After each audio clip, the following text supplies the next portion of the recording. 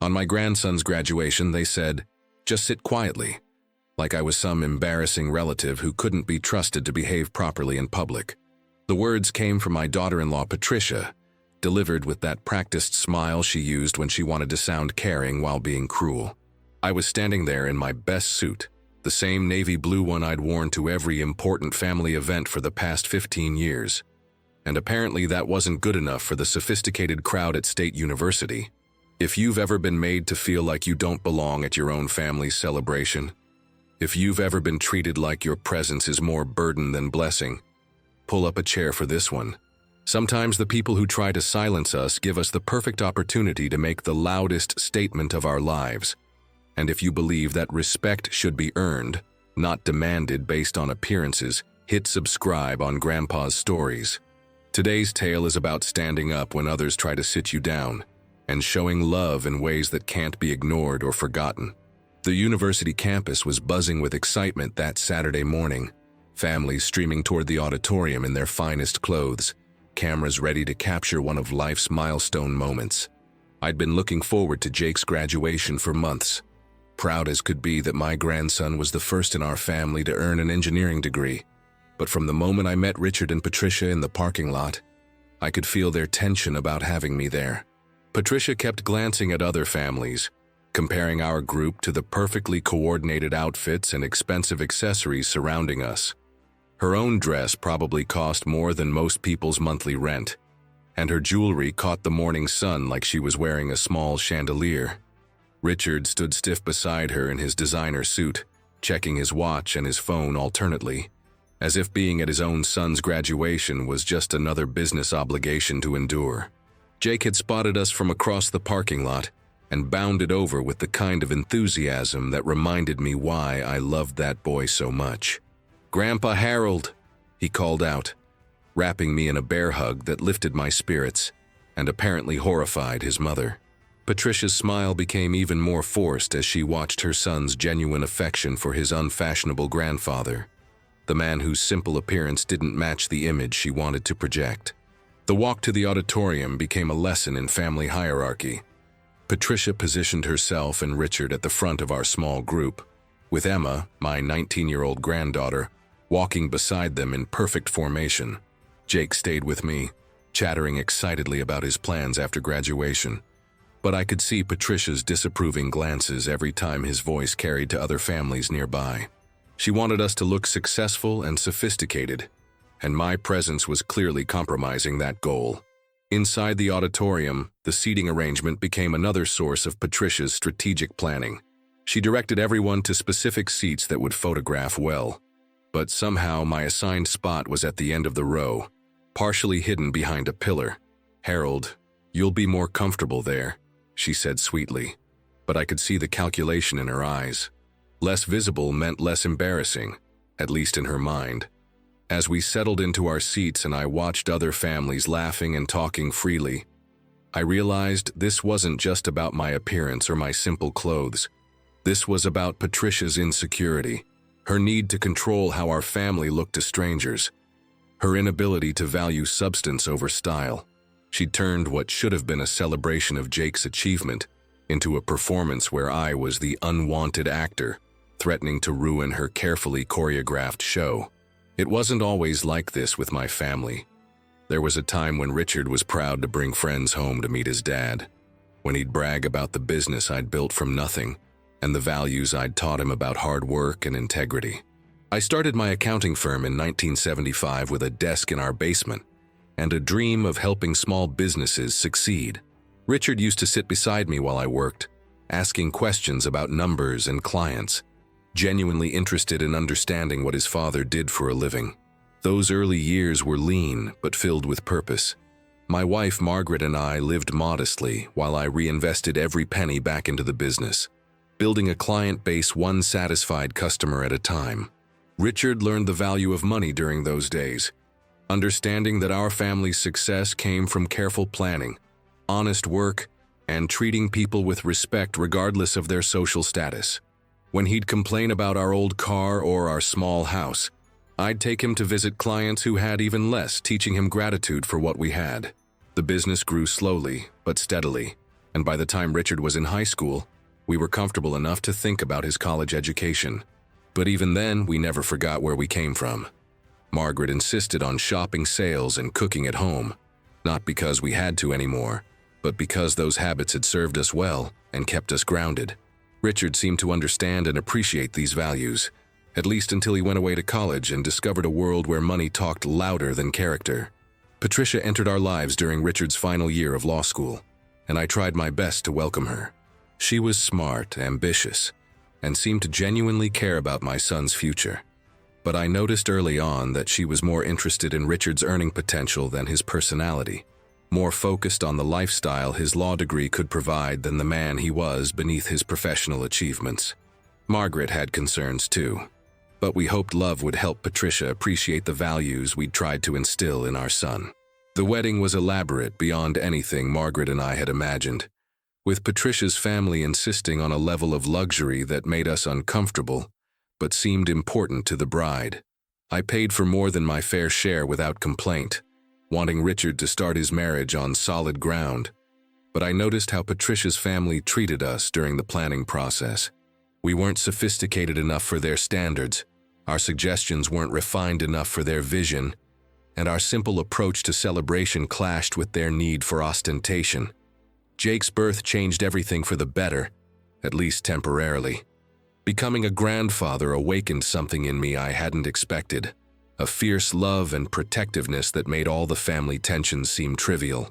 Richard seemed to rediscover his own values through fatherhood, remembering lessons about what really mattered in life. For a few precious years, our family felt united around this beautiful boy who didn't care about designer clothes or social status, who just wanted love and attention from the people who mattered most. But as Richard's law practice grew and Patricia's social ambitions expanded, the distance between us grew too. Family dinners became less frequent and more formal. Casual visits turned into scheduled appointments. My grandchildren started attending private schools, where my blue-collar background felt increasingly out of place. Patricia began making subtle comments about upgrading various aspects of our family life, as if the values that had built our success were now embarrassing obstacles to overcome. The changes in our family dynamic became more pronounced as Richard's career took off, and Patricia's social climbing accelerated. Law partners' wives became her role models, and she began reshaping our family gatherings to match the sophisticated standards she observed at firm events. Simple birthday parties became elaborate productions. Casual barbecues were replaced with catered dinner parties. My presence at these events went from welcome to tolerated to barely endured. Patricia's comments about my appearance started subtly, disguised as concern for my comfort or health. "Harold, wouldn't you be more comfortable in something more casual?" she'd suggest when I wore my good suit to family events. "Are you sure you want to come to the country club? You might not enjoy that crowd." Her suggestions always sounded helpful, but the subtext was clear. I didn't fit the image she wanted to project, and my presence was becoming an embarrassment she preferred to avoid. The grandchildren began noticing the tension, though they responded differently based on their personalities. Jake, bless him, remained fiercely loyal to his grandfather, always making sure I felt included and valued. He'd seek me out at family gatherings, ask about my work stories, and genuinely seem interested in my perspectives on his life. Emma, younger and more influenced by her mother's attitudes, became increasingly distant, polite but formal, treating me more like an elderly family acquaintance than her beloved grandpa. Richard's transformation was the most painful to watch. The boy who used to call me his hero began treating me like a relic from a simpler time, someone to be managed rather than respected. When I'd offer advice based on decades of business experience, he'd listen politely and then ignore everything I'd said.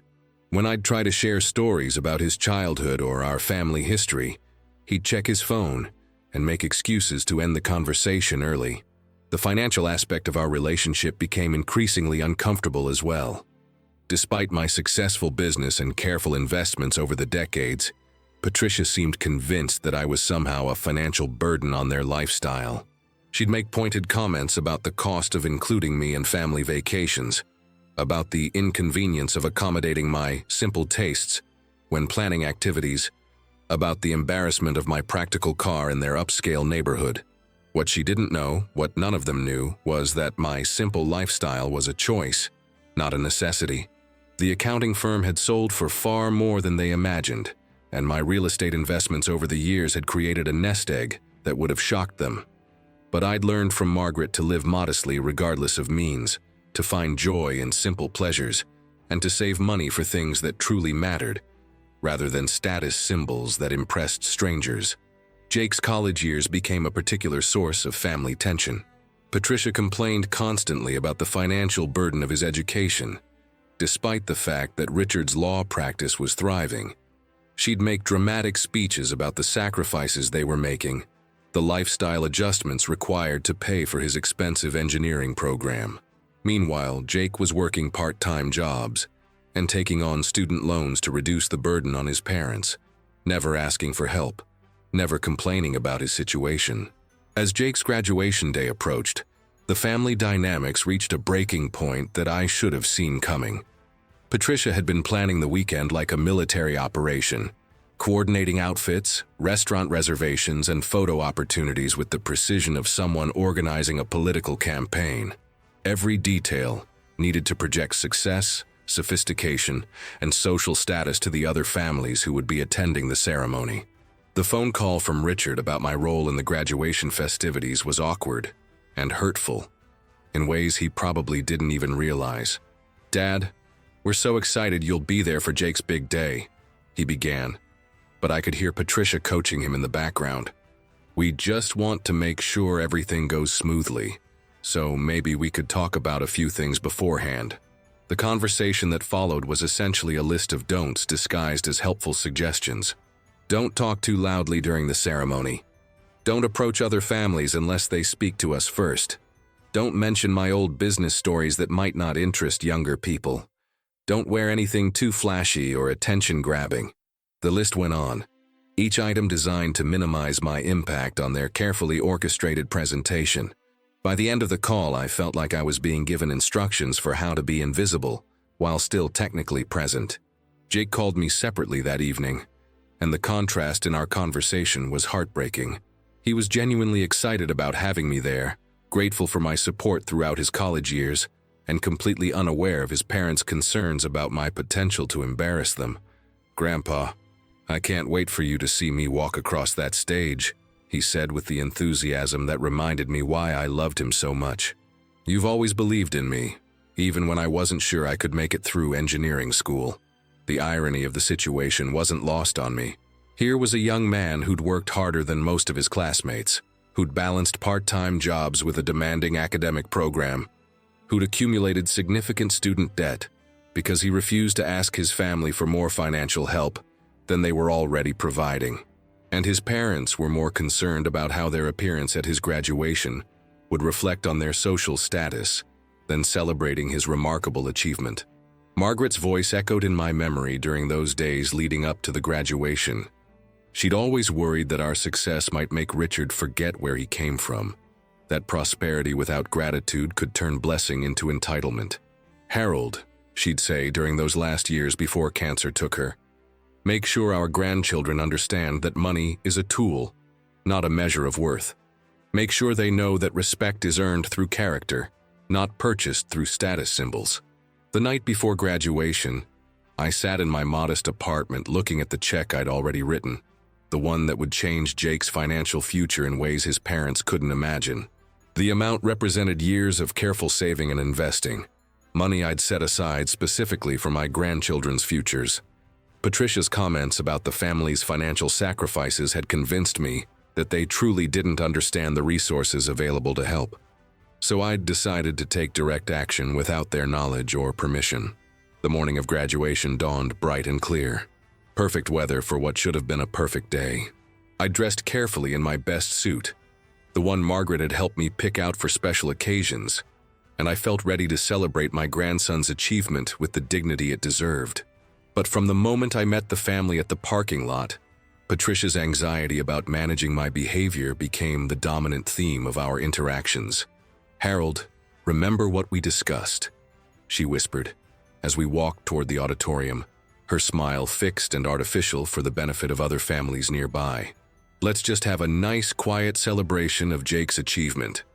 The emphasis on quiet wasn't subtle, and her grip on my arm felt more controlling than supportive.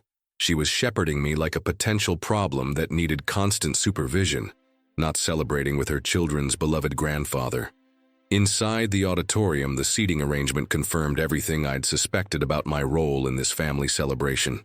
Patricia positioned me at the end of our row, partially obscured by the architectural pillar, where my presence would be minimized and my potential for embarrassment contained. "You'll have a great view from here," she lied smoothly. But I could see that other family members had been given priority seating with clear sightlines to the stage. As families around us chatted excitedly and took photos together, our group maintained the artificial composure Patricia had orchestrated. Richard was checking his phone between conversations with other parents, clearly more comfortable discussing business than celebrating his son's academic achievement.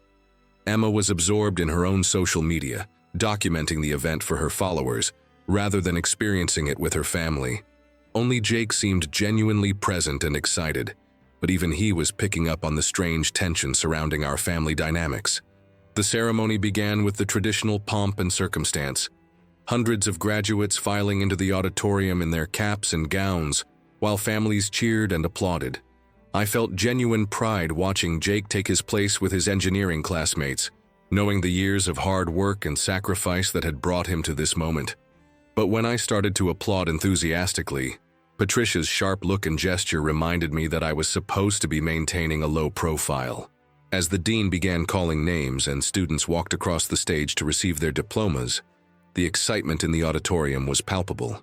Families were cheering, cameras were flashing, and the celebration of academic achievement filled the air with joy and pride. But in our row, Patricia's constant monitoring of my behavior was creating an atmosphere of tension rather than celebration, as if my natural grandfather's pride was somehow inappropriate for the occasion. When they announced that Jake's name would be called soon, Patricia leaned over with her final instruction.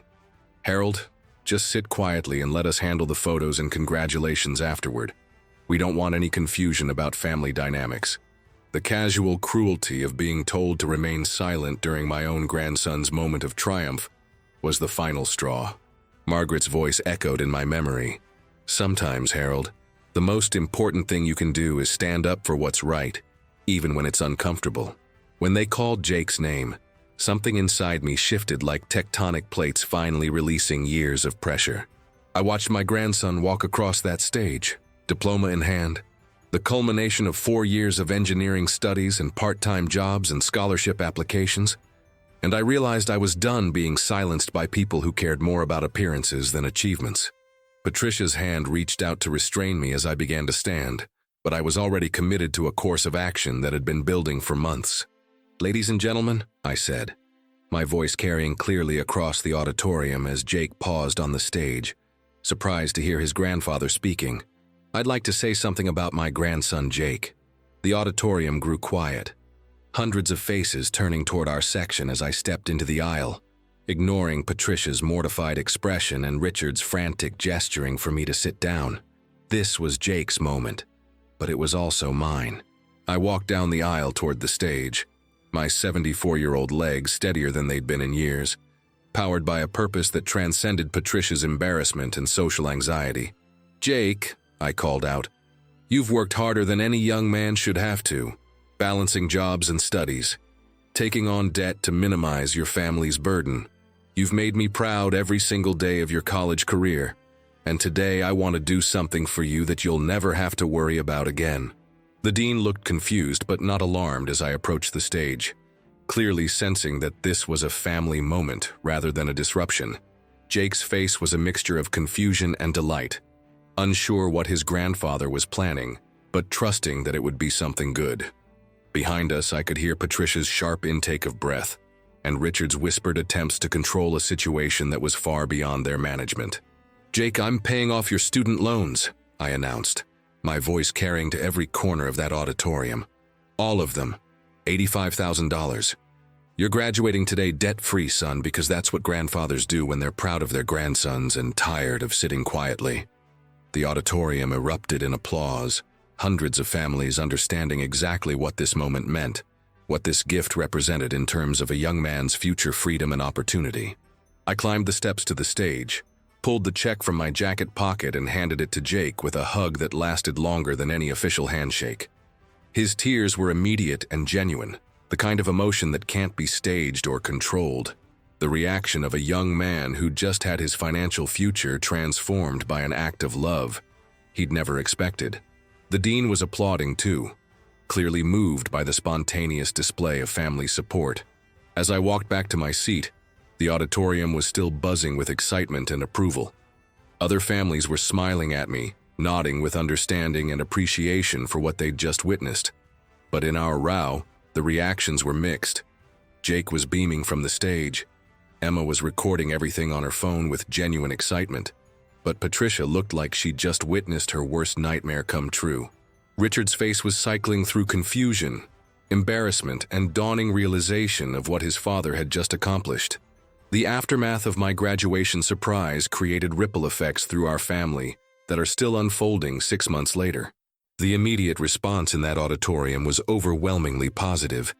Strangers approaching me afterward to shake hands, other grandparents sharing stories of their own grandchildren's achievements, families asking for photos with the grandfather who'd made such a public display of love and support. But the car ride home was tense with unspoken questions and Patricia's barely contained frustration. Jake's reaction was everything I'd hoped for and more. The financial freedom of graduating without student debt opened doors he'd never imagined possible. Instead of taking the first high-paying job offer just to service his loans, he could choose opportunities based on passion and potential. He decided to pursue a master's degree in renewable energy engineering, a field that excited him but wouldn't have been financially feasible with existing debt obligations. The conversation with Richard and Patricia that evening was long overdue and more honest than any we'd had in years. Patricia was furious about what she called my public spectacle, convinced that I'd embarrassed the family and made us look desperate for attention. But Richard surprised me with his response. "Dad," he said quietly, "where did that money come from? How long have you been planning this?" The questions led to revelations about my financial situation that shocked them both. Learning that their financially limited father had the resources to write an $85,000 check without impacting his retirement security changed everything about our family dynamic. Patricia's attitude shifted from embarrassment to curiosity, suddenly interested in understanding the financial acumen she'd underestimated for years. Richard began asking for investment advice, realizing that his father's modest lifestyle hadn't reflected limited means, but rather disciplined wealth management. More importantly, the graduation incident forced conversations about respect, family values, and what really matters in life. Emma, who'd witnessed her grandfather's courage in standing up for what he believed, began spending more time with me, asking about Margaret, about the early days of building the business, about the values that had guided my decisions. She was rediscovering the grandfather she'd been taught to see as an embarrassment rather than an asset. The relationship with Jake deepened in ways that went beyond financial support. Free from the pressure of student loans, he had time and mental space to invest in our grandfather-grandson relationship. We began having weekly dinners, just the two of us, talking about his career goals, his growing interest in sustainable technology, and his plans for using his engineering degree to make a positive impact on the world. These conversations reminded me why I'd built wealth in the first place, not for status or luxury, but to create opportunities for the people I loved. 6 months later, Jake received his acceptance letter to graduate school with a research assistantship that will fund his master's degree completely. He called me first with the news, his voice filled with gratitude not just for the financial freedom that made this possible, but for the lesson about standing up for what matters. "Grandpa," he said, "I want to be the kind of person who isn't afraid to stand up when it's important, who doesn't let other people define what's appropriate or possible." The graduation day that was supposed to silence me instead became the moment when I found my voice again, when I remembered that love without action is just sentiment, and when I demonstrated that sometimes the most powerful thing you can do is refuse to stay quiet when your family needs you to speak up. Patricia still makes comments about my dramatic tendencies, but she also asks my advice about financial planning and includes me in family decisions with a respect that didn't exist before she learned the truth about my resources and values. Tell me, have you ever been told to stay quiet when you had something important to say? Have you found the courage to stand up for what matters, even when it made others uncomfortable? Share your story in the comments, because sometimes the most loving thing we can do is refuse to be silent when our families need us to speak up.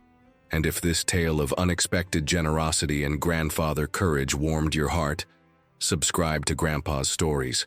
Life's too short to sit quietly when the people we love need us to stand tall and speak truth with love.